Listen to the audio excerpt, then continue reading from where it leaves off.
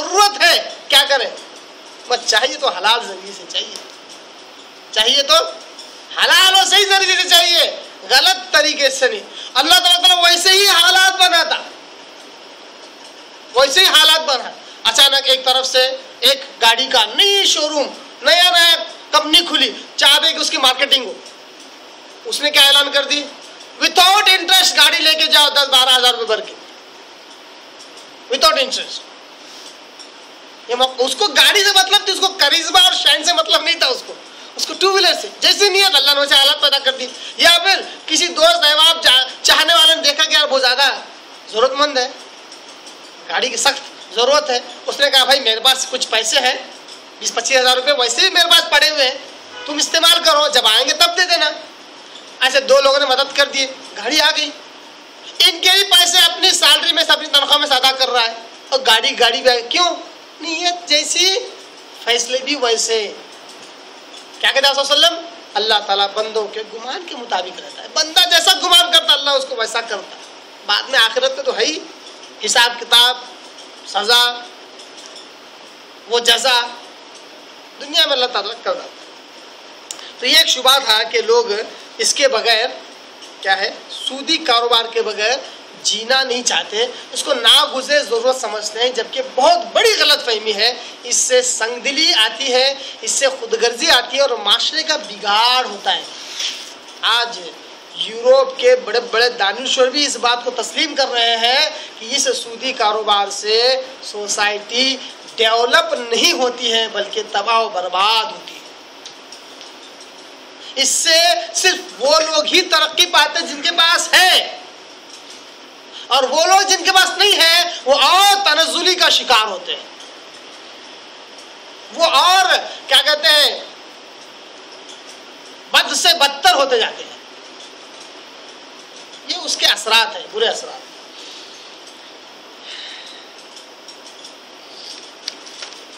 آئیے ایک اس تعلق سے کہ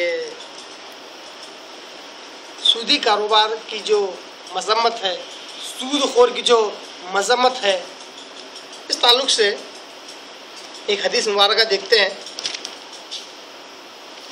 یہ حدیث صحیح بخاری کی ہے، یہ الفاظ جو میں آپ کے آگے پڑھ کر سنا رہا ہوں صحیح بخاری کے الفاظ ہیں۔ اس کے علاوہ دوسری جگہ پر بھی حدیث آئی ہے، صحیح بخاری کے الفاظ ہیں۔ سود خور جو سود کھاتے ہیں ان کی مذمت کے تعلق سے آپ صلی اللہ علیہ وسلم نے ایک حدیث میں اس طرح کہا۔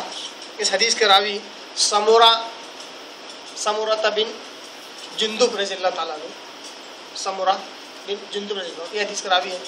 وہ کہتے ہیں کہ آپ صلی اللہ علیہ وسلم ہر روز فجر کے بعد سلام پھیرتے تو ہماری طرف رخ کرتے اور ہم سے مخاطب ہوتے اور کہتے کہ کیا کل رات کسی نے کوئی خواب دیکھا؟ اگر کوئی خواب دیکھتا تو آپ صلی اللہ علیہ وسلم کے آگے بیان کرتا، آپ صلی اللہ علیہ وسلم اس کو بغیر سنتے اور اس کی تعبیر بیان کرتے۔ یہ آپ صلی اللہ علیہ وسلم کا معمول تھا۔ ایک صبح آپ صلی اللہ علیہ وسلم نے یہی کہا کہ کیا کسی نے کوئی خواب دیکھا؟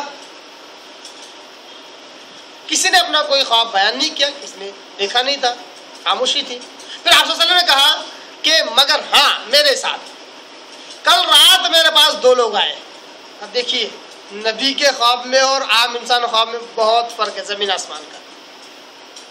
عام انسان کا خواب ہوتا ہے، نبی کا خواب سچا خواب ہوتا ہے، حقیقت میں روحانی اعتبار سے ویسا ہی ہوتا ہے ان کے ساتھ۔ اگر ہم انسانوں کے ساتھ، عام انسانوں کے ساتھ اگر خواب نظر آئے تو وہ 3 قسم کا ہوتا ہے۔ ایک ہوتا ہے رحمانی خواب، یعنی اللہ کی طرف سے دکھایا جاتا ہے، یہ صرف جو سب سے زیادہ سچا ہوتا ہے اسی کو دکھائی دیتا ہے، تھوڑا بہت سچا نہیں، جو سب سے زیادہ سچا ہوتا ہے اس کو سچا خواب دکھائی دیتے ہیں۔ آپ صلی اللہ علیہ وسلم نے کہا کہ سچے خواب نبوت کا 46واں حصہ ہے، ہوتا ہے۔ انسان جو خواب میں دیکھتا ہے وہ دن میں ہو سکتا ہے، 2 دن بعد ہو سکتا ہے، 1 مہینے کے بعد سیم ٹو سیم وہ ہو جاتا ہے، سچا خواب۔ یہ رحمانی خواب۔ دوسرے ہیں شیطانی خواب، یعنی جن شیطان خواب دکھلاتا ہے، یہاں تک آپ صلی اللہ علیہ وسلم نے کہا کہ شیطان جن تمہارے ساتھ خوابوں میں کھیلتا ہے، کہا صلی اللہ علیہ وسلم۔ تیسرا ہے نفسانی خواب، دن بھر جو انسان कि जो रूटीन होती है, जो उसके साथ होता रहता है वही ख्वाब में दिखाई देता है। जो उसके जहन में जिस चीज़ का बार और वजन पड़ता है, साइकोलॉजिकल जिस पर इफेक्ट पड़ता है, वही उसको ख्वाब में नजर आता है। ये नफसानी जो कि न्यूट्रल है, एक पॉजिटिव है, दूसरा नेगेटिव है, तीसरा न्यूट्रल है। ये आम इंसान, मगर अंबिया के जो ख्वाब होते हैं वो हर ख्वाब सच्चा होता है। बहरहाल आप सल्लल्लाहु अलैहि वसल्लम ने कहा कि कल रात मेरे पास 2 लोग आए,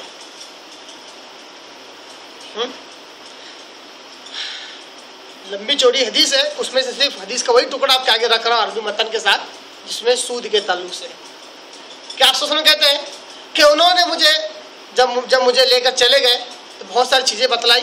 मैं हर जगह सवाल करता कि वो क्या है, कहते कि आगे चलो। फिर कुछ बतलाते, फिर मैं पूछता ये क्या है, वो कहते कि ठीक है आगे चलो। इस तरह क़ाल अली, उन्होंने मुझसे कहा इन तलीक़ी, सवाल किया था मैंने, तो उन्होंने कहा कि आगे चलो। फंतलक़ना, हम आगे निकले। फ़अतैना अला नहर, फ़अतैना अला नहर, हम लोग एक नहर पर पहुंचे। हसिब्तु अन्नहु कान, मैं समझता हूं कि उन्होंने इस तरह कहा, यक़ूलु, क्या कहते थे, अहमरु मिस्ल दम, ये जो नदी है, ये जो नहर है, ये बिल्कुल खून की तरह लाल है। जो नदी है वो खून की तरह लाल नजर आ रही थी, इतनी लाल, अहमरु मिस्ल दम, खून की तरह लाल थी। वो इज़ा फिन नहरी रजुल, उस नहर में एक शख्स था, साबिहुन यसबह, जो तैर रहा था, साबा यसबह के माने तैरने के, तैर रहा था।